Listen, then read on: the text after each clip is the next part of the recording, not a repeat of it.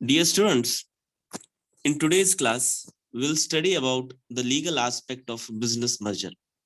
If you are going for a merger and acquisition, what are the legal aspect which have to be followed by a businessman while going for a merger and acquisition? The first important legal aspect is analysis of proposal by the company. The company, whenever they are going either for a amalgamation, merger, takeover, or any other kind of different kind of these situations, they have to analyze the proposal of the companies, because if you analyze, you will come to know about the different kind of benefits, such as economies of scale, operational economies, improvement in efficiency, reduction in the cost, benefits of diversification. We need to evaluate these all things very crucially, because if you don't do these all things properly, there are a chance that our merger and acquisition is going to fail, and the likely reaction of the shareholders, creditors, and others are also assessed. What are the reaction of our shareholders when we go for a merger and acquisition? The reaction of our creditors and others who are assessed or others who are related to our organization, even their reactions will be assessed. The taxation implications are also studied. We need to study the different types of tax implemented here, and after going through the whole analysis work, it is seen whether the scheme will be beneficial or not. It is seen whether the amalgamation, merger, or takeover, is it benefited or feasible or not. It is pursued further only if it is benefited. Interested parties, otherwise scheme is shelved. If it is benefited, feasible, then only it is pursued or it is taken into the next step, or else it is cancelled there itself at the first stage of particular evaluation. The second legal aspect what we do is determining the exchange ratios. Amalgamation or merger scheme involves exchange of shares, right? That is a very important thing, where we exchange the shares of one another company. The shareholders of amalgamated companies are given shares of the amalgamated company, right? It is very important that rational ratio of exchange of shares would be decided. We need to decide the ratio, that how much amalgamating company and how much the other company which is going to amalgamate are having a rational ratio. What will be the exchange of shares between them, that need to be decided. Normally a number of factors like book value per share, market value per share, potential earnings, value of assets to be taken or considered for the determining exchange ratios. So we need to find out the exchange ratios, and to determine that we require book value, market value, potential earnings, value of the assets, or consideration for determining the exchange ratios. Then after this we will come to know about the exchange ratio. We will define the exchange ratios. So this is the second important legal aspect after studying, analyzing the proposals. Second is determining the exchange ratios. Third is approval of board of directors. The board of directors, they should have a discussion discussing the amalgamation scheme through a negotiating the exchange ratios. It is put to before the respective board of directors for approval.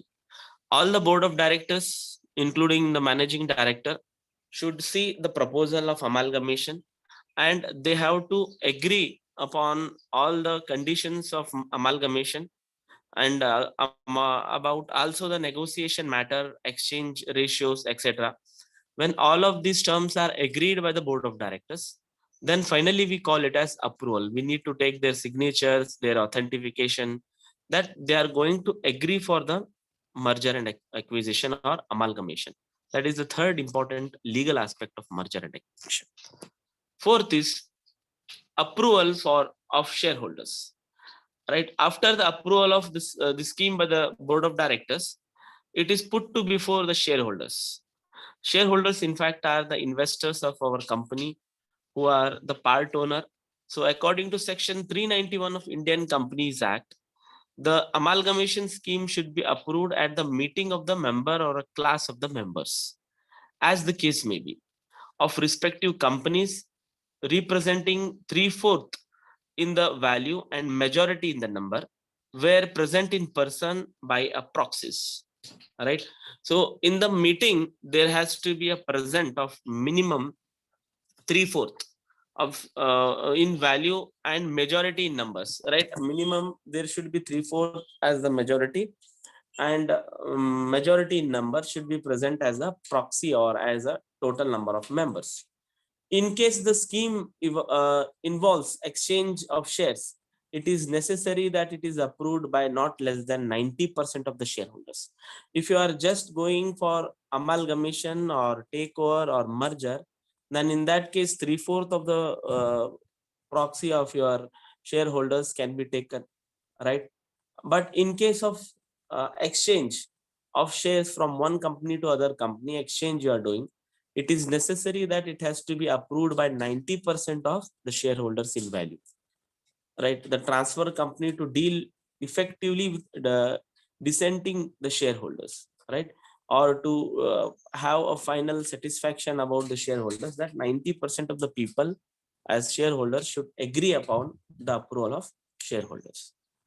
Next is consideration of interest of the creditors.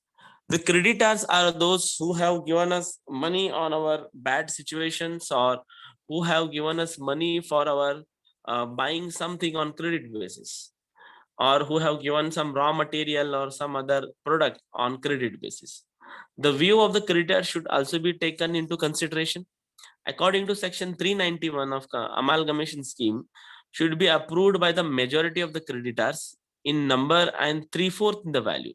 Here also, the creditors who have given us, like there is a list of a creditor, right? Out of those list of creditor, the majority of the creditors in numbers and 3/4 in the value, right? 3/4 we can call is a fraction, and majority of them should agree towards the amalgamation or agree towards the scheme of amalgamation. Then only we can call that there is a consent given by the creditors, right? We call that as consideration of interest of creditors. Next is approval of the court. Court has to approve finally. After getting the scheme approved and application is filled in the court for its sanction, like shareholders have approved, the directors have approved, creditors have approved, everybody has approved. Now after finding having approval by the different bodies, the application is filed in the court for its sanction, right? Whatever approval form was there, it will be filed in the court for sanction.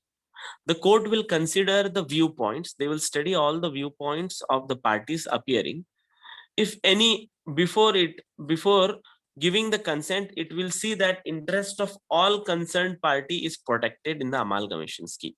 They will see that if any of the parties interest has not been calculated, or if any of the party has not given due importance, so they will ask that party's consent. For example, some of the shareholders importance has not been taken into consideration. Some of the directors has given some negative opinion, or some creditor has given some interest or opposed to interest, some thoughts they have presented.